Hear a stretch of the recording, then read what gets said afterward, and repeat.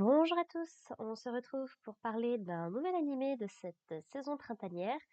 Aujourd'hui, on va parler de Kijin Gentosho, qui était le premier animé du coup de cette saison qui m'a intéressée et qui est sorti. Et je dois bien avouer que ce premier épisode est très intéressant à plusieurs aspects. Déjà parce qu'il est particulièrement long pour un premier épisode. Peut-être pas aussi long qu'un Oshinoko, j'avoue, j'ai pas vérifié à ce niveau-là comment ça marche. Et autant je suis critique en général sur des épisodes qui font 3 km de long, c'est peut-être juste parce que Oshinoko, j'ai trouvé que c'était stupide comme concept, peut-être juste pour ça. Mais là où j'ai trouvé que Oshinoko ne justifiait pas d'avoir un épisode aussi long par rapport à ce que ça veut raconter, dans le cas d'un ReZero, par exemple, de saison 3, qui a beaucoup de choses à récap, à présenter, et qui veut terminer sur un twist qui te remet vraiment dans le truc, je peux le comprendre un peu plus, même si j'imagine qu'ils ont quand même coupé des trucs. Kijin Gentosho, c'est très particulier parce que habituellement, ce premier épisode, on l'aurait eu beaucoup plus tard dans la série, sous forme de flashback.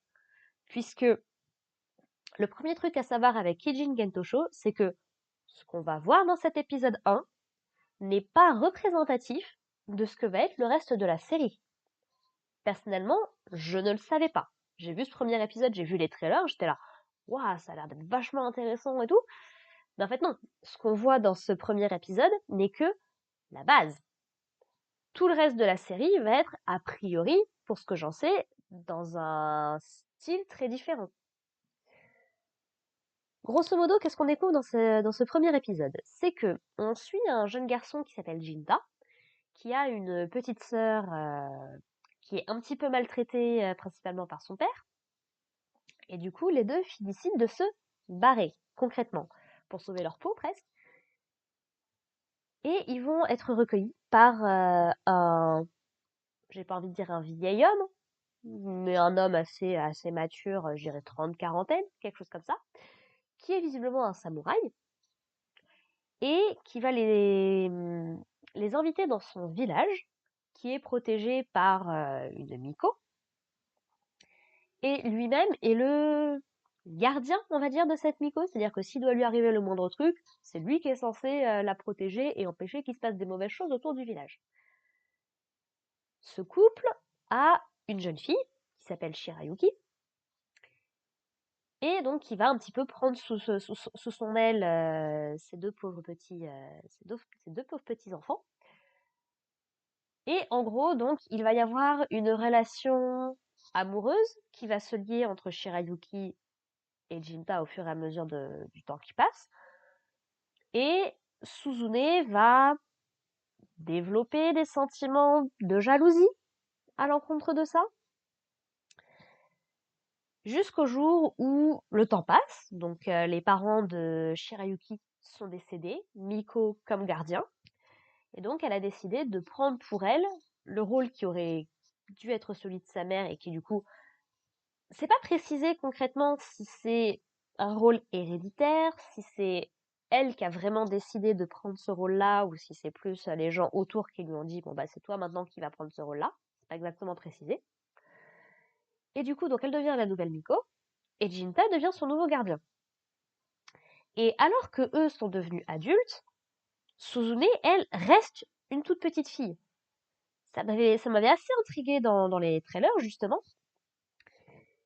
Et donc, les événements vont un petit peu déraper le jour où Shirayuki explique à Jinta que elle va devoir épouser un autre homme, qu'elle a conscience de ses sentiments, qu'elle a conscience des sentiments de Jinta, mais que le chef du village l'a un petit peu poussée à épouser son fils, qui est le deuxième, qui est un gardien aussi, je crois, il me semble. Parce que ce serait une bonne chose pour l'ensemble du village. Et ce que j'aime beaucoup, c'est que ces deux personnages-là, Jinta et Shirayuki, en ayant parfaitement conscience de leurs sentiments l'un pour l'autre, en sachant qu'ils sont réciproques et qu'ils pourraient avoir une vie ensemble, mettent leur devoir, leur honneur avant leurs sentiments personnels et se disent, bah voilà, moi je suis avant tout ton gardien avant d'être potentiellement ton époux. Moi je suis l'amico, je suis celle qui protège le village et qui a une grosse importance avant d'être potentiellement ta femme. Et je trouve ça très beau. Franchement, ça fait partie de ce genre de relation. Ça fait partie de ce genre de truc où tu peux te dire il y a de la beauté dans le sacrifice. Alors ça fait extrêmement mal au cœur. T'aimerais beaucoup les voir ensemble, les voir heureux, parce que tu sais que ça va les faire souffrir. Mais savoir que eux-mêmes sont prêts à ce sacrifice pour le bien d'autres personnes, bah, il y a quelque chose de très très beau et d'admirable. Je trouve que ça fait partie de ces modèles qu'on n'a plus vraiment dans les médias d'aujourd'hui. Et c'est vachement dommage de ne pas présenter des versions saines de ce genre de comportement, je trouve. Enfin, voilà, c'est mon avis perso aussi, voilà. Sauf que malheureusement, tout va déraper quand des démons prévoient d'attaquer le village. Donc il y en a un, le plus fort visiblement des deux, qui va attirer Jinta à l'extérieur. On lui dit oui, il y a un démon, machin, faut que tu ailles t'en occuper et tout, ce que Jinta décide de faire. Bon, il se fait quand même couper le bras en l'affrontant, donc c'est pas top top. Pendant que l'autre, sa camarade, décide d'aller voir Suzune, puisque visiblement, Suzune serait censé être... comment expliquer ça? Le futur chef des démons, si on peut dire ça comme ça, futur roi, reine des démons. Parce qu'un élément que j'ai oublié de mentionner, enfin, volontairement que j'ai oublié de mentionner dans cet épisode-là, c'est que Suzune n'est pas une petite fille comme les autres. On ne sait pas jusqu'à quel point c'est la sœur biologique de Jinta, on ne sait pas ce qui lui est arrivé, mais Suzune, depuis qu'elle est toute petite, a un œil qui est pas exactement très très bien comme les autres. Elle a un œil qui est assez rouge, qui est assez démoniaque, et qu'elle cache en permanence sous des bandages. Donc on ne sait même pas jusqu'à quel point les gens du village qui les ont recueillis sont au courant, malgré les années qui ont passé, de ce qui s'est pas de son état. Et visiblement de sa nature, puisque donc ce démon décide d'aller la voir et décide de lui expliquer que bah tu comprends, Shirayuki, elle est en train de trahir ton frère, elle va avoir des relations avec quelqu'un d'autre, elle se joue elle se joue de ses sentiments, ce genre de choses. Donc en fait, tout ça pour attiser la rancœur de Suzune qui, on l'apprend dans cet épisode-là, même si elle a l'apparence d'une jeune fille, elle a à peu près le même âge que Shirayuki et Jinta en fait, concrètement. Et donc elle se laisse un petit peu manipuler, parce qu'en fait, elle, ce qui compte pour elle principalement, c'est le bonheur de son frère. Et elle sait que son frère est amoureux de Shirayuki. Ça lui fait mal parce qu'elle a beaucoup d'affection pour lui. C'est pas précisé jusqu'à quel point.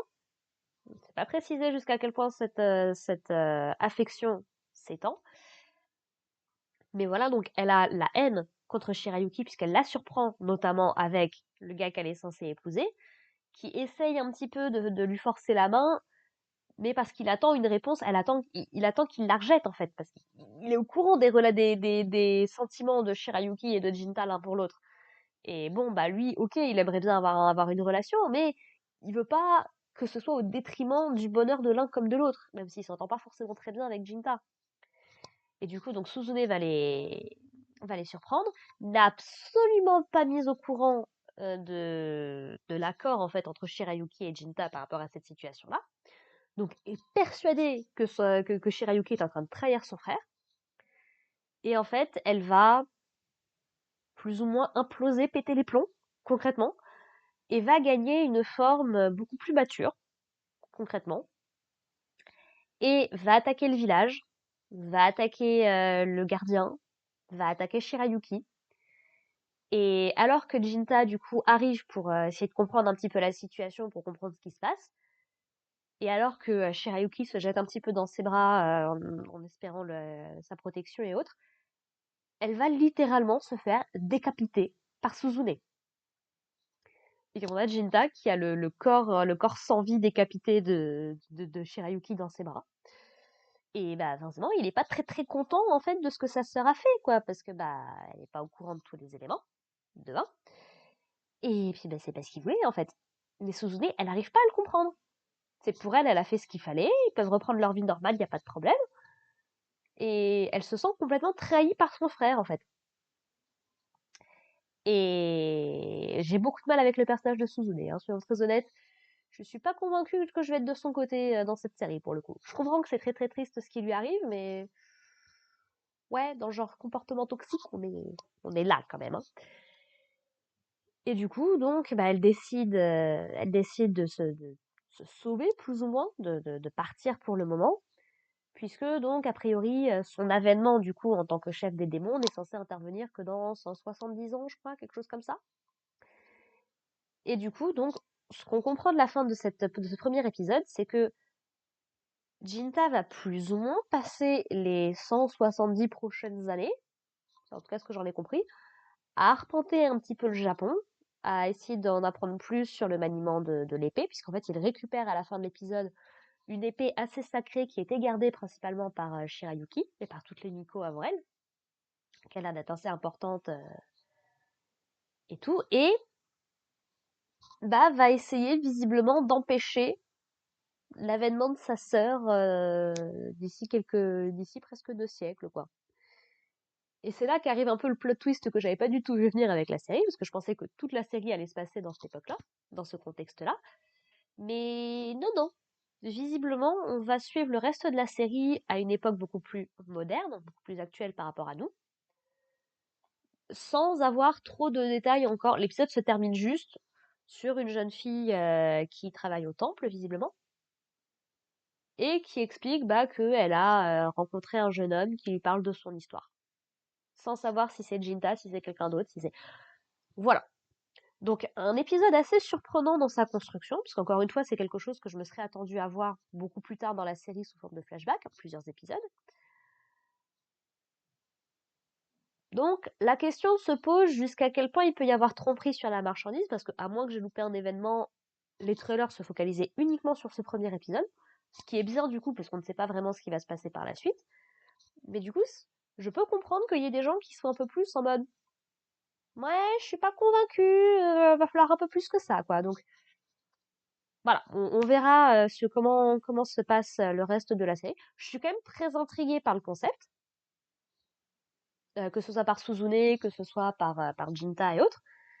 Et ouais, j'ai quand même hâte d'en voir un peu plus, donc je suivrai la série avec plaisir. Et puis de toute façon, si j'ai des trucs qui ne me plaisent pas, vous inquiétez pas, je le dirai. Si vous me suivez sur la chaîne depuis un moment, je pense que vous le savez.